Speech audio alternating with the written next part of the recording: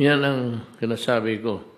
Instead of spending your time there sitting down with nothing to do, hindi naman kayo pinapatawag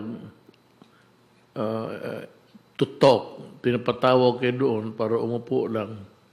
Then you see that all of these things are arriving almost daily.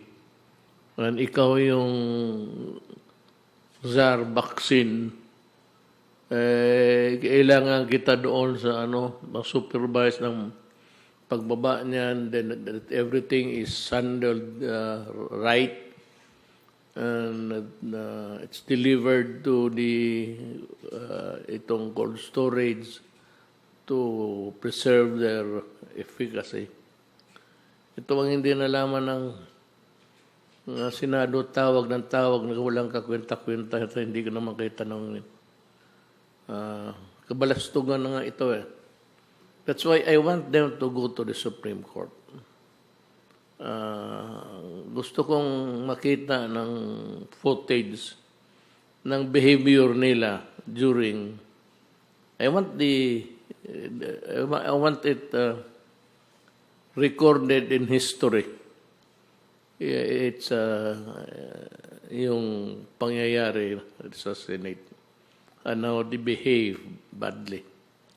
Gusto kong dalhin nila sa Senado, sa Korte Suprema. So itong nila, withdraw nila yung order ko.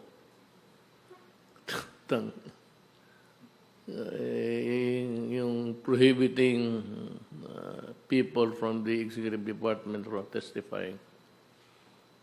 There ain't no way that I will withdraw it. You can do your worst and I will do mine. Kayo ang nag-umpisa nito. Kayo ang nag-umpisa nito lahat.